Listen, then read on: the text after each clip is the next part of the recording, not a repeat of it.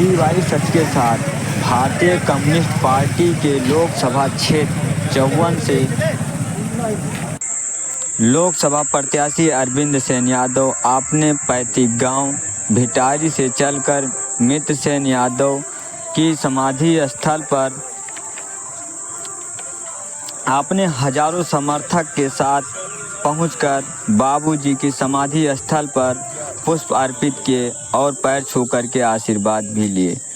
पूर्व IPS अफसर अरविंद सेन यादव अपने हजारों समर्थक के साथ 2 व्हीलर व 4 व्हीलर वाहन के साथ सुबह 8 बजे कुमारगंज, बहादुरगंज, अमानीगंज होते हुए रुदौली, भेलसर होते हुए नामांकन स्थल पर 2 सीटों में अपना नामांकन किए।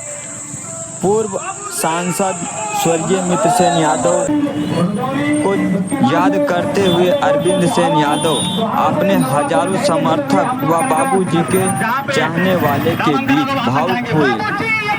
उन्होंने कहा कि मैं मित्र सेन बाबू तो नहीं बन सकता हूं, लेकिन और उनके आप सभी का आशीर्वाद चाहता हूं। बाबूजी के मार्ग पर चलने का वादा करता हूं।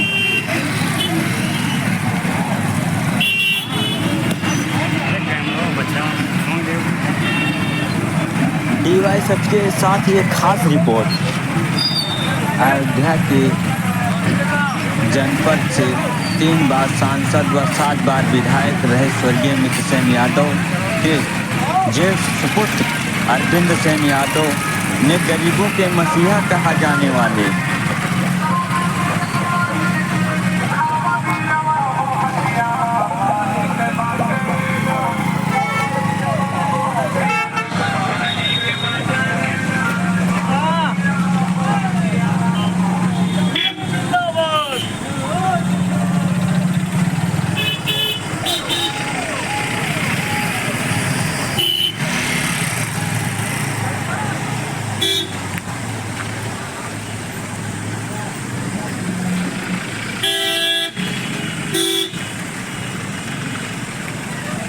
फोटो बनाओ।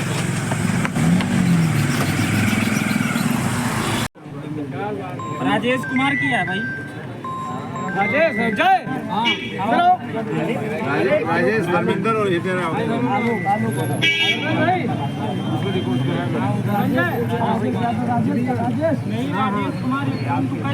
सैलाब के साथ अयोध्या निकले हैं नामांकन के लिए, वहीं कहीं न कहीं विपक्ष में खड़बड़ी का माहौल है। क्या कहेंगे हमारे चैनल के माध्यम से, क्या जानकारी देंगे?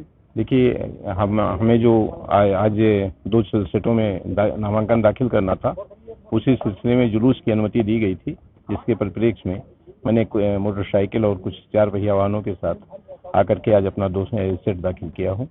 उसके लिए परमिशन मेरे पास थी और चुनाव आयोग के निर्देशों के तहत ही वो दाखिला किया गया है। नेताजी, लगातार बीजेपी का दावा है कि 400 पार, क्या कहेंगे 400 पार की? देखिए, मैंने इसके पहले भी कई बार ये प्रश्न हो चुका है। वो उनकी संकल्पना है, वो उनकी कल्पना है, वो उनकी सोच है, लेकिन आम आवाम आज की तारीख में पीड़ित है, परेशान है और ढेर सारी समस्याएं, मुद्दे आज की तारीख में ज्वलंत हो चुके हैं। आपके भाई सपा में हैं, लेकिन वो सपा एक प्रश्न का जवाब मुक्त समर्थन आपको तो नहीं है? इस बारे में आप उनसे पूछ सकते हैं और ये आपकी समीक्षा का विषय है, आपके विवेचन का विषय है, आपके विचार का विषय है कि आप किस तरह सोचते हैं। अगर उसका स्पष्टीकरण चाहते हैं तो आप उनसे पूछ सकते हैं। किस पार्टी से चुनाव लड़ रहे हैं और किन मुद्दों के साथ मैदान? मैं भारतीय कम्युनिस्ट पार्टी से चुनाव लड़ रहा हूँ। जो मुद्दे हैं आज की तारीख में, वो शिक्षा है, चिकित्सा है और जो छुट्टा जानवरों से हमारे किसान आहत हैं, वो एक्सीडेंट से आहत हैं।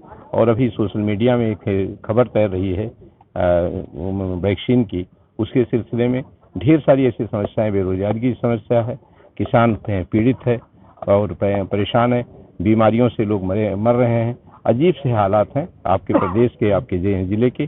वो ये ढेर सारे मुद्दे हैं। बेरोजगारी अपनी चरम पे है, गरीबी और अमीरी के बीच में जो खाई है वो बढ़ती चली जा रही है।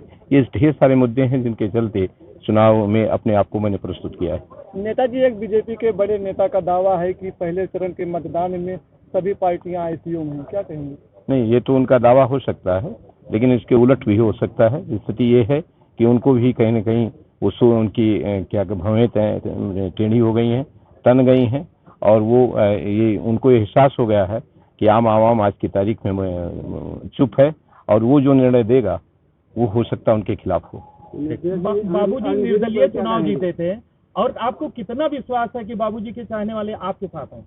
नहीं, मुझे पूरा विश्वास है बाबूजी के चाहने वाले और जो उनके दिलों में बसते हैं, मैं बाबूजी उन लोगों के दिलों में हैं, और बाबूजी के ही साये के तले, उन्हीं के आदर्शों और सिद्धांतों के तले मैं चुनाव में अपने आप को प्रस्तुत किया हूँ। ये जो सरकार ने अग्निवीर भर्ती प्रक्रिया किया है, इस पर आप क्या कहेंगे? देखिए, ये प्रक्रिया वाजिब नहीं है, और ना ये ज़्यादा दिनों तक चल पाएगी। कहीं न कहीं इसका विरोध और प्रतिरोध होगा, क्योंकि जो सुरक्षा से जुड़ा हुआ प्रश्न है, उस पर कहीं न कहीं ये जो प्रक्रिया है ये उचित नहीं कही जा सकती है।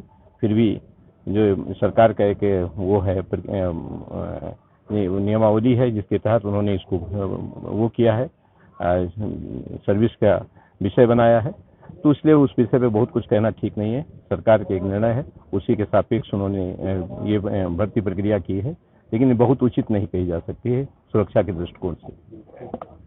Thank you. बाबूजी अमर रहे, इंकलाब जिंदाबाद, इंकलाब जिंदाबाद, इंकलाब जिंदाबाद, इंकलाब जिंदाबाद।